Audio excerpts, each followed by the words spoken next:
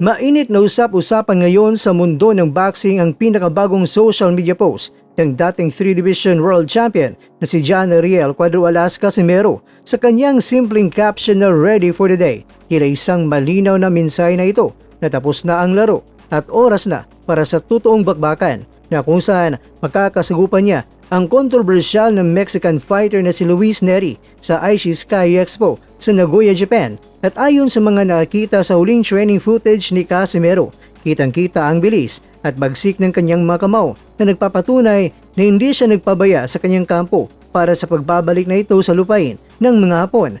Hindi naman nagpaawat si Luis Nery. Halos kasabay ng post ni Casimero, nag-update din ang kampo ni Nery sa kanyang social media accounts. Hayagang nanghikayat ang Mexican fighter sa kanyang makaubayan sa Mexico na manood at suportahan siya sa labang ito. Alam ni Nery na hindi biro ang makaharap ang isang Casimero, lalo na't pareho silang kilala sa pagiging knockout artist. Dahil sa palitan ng mga post na ito, lalong tumitindi ang hype ng mga fans. Ito na nga ba ang simula ng isa pang klasikong rivalry sa pagitan ng Pilipinas at Mexico?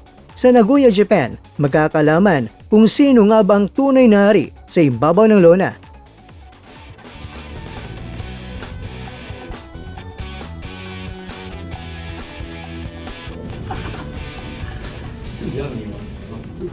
Samantala mga kwento, lintik lang ang walang ganti. Sultan, Asolabio Tapales, re-resback na.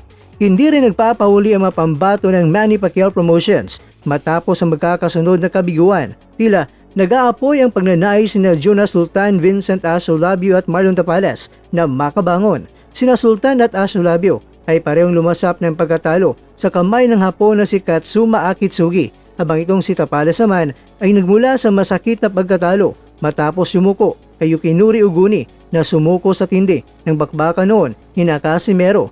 Ngunit sa halip na panghinaan ng loob, ginawa itong motibasyon ng tatlo. Ayon sa mga insiders, isang redemption tour ang pinaplano para sa mga boksingerong ito upang muling may balik ang dangal ng bansa at sa bawat weight division na kanilang kinabibilangan. Sa huling post, ipinahayag ni Vincent Asolabio ang kanyang pagiging proud na bitbit ang bandila ng Pilipinas sa bawat laban niya. Samantala, itong si Jonas Sultan ay muli nang sumabak sa gym, pinapasabog na ang mga heavy bags at tila tinatanggal na mga kalawang sa kanyang katawan. At ang dating Unified World Champion naman na si Marlon Tapales ay may malaking hakbang na gagawin ang pag-akyat sa featherweight division. Ito ay upang humanap ng mga bagong hamon at patunayan na taglay niya ang bangungot na ikakatalo ng mga kalaban niya at naganda na siya para sa mas mabigat na timbang sa featherweight division. Mga kakwento, ang tanong ng nakakarami, makakabangon kaya ang mapambato ng MP Promotions o tuluyan na silang lulubog sa anino ng kanilang mga huling pagkatalo? Abangan ang susunod na kabanata ng boxing na siguradong yayanig sa buong mundo dahil magbabalik na ng mas malakas ang One Punch, Bangungot at ang Asero ng Pinas.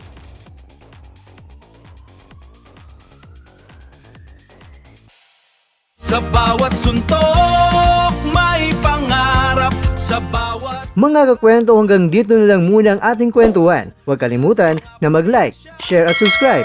Ako po si Mr. Kwento. Ito ang mga kwentong maaring hindi pa nakwento sa inyo. Tayo ng boses ang hindi pa napapansin ng mundo. Samahan niyo akong busisiin ang bawat kwento at bawat sakripisyo ng mga mandirigmang mga Pilipino. Ito ang kwentong di pa nakwento. Pilipinas para sa mundo. Pilipinas para sa mundo.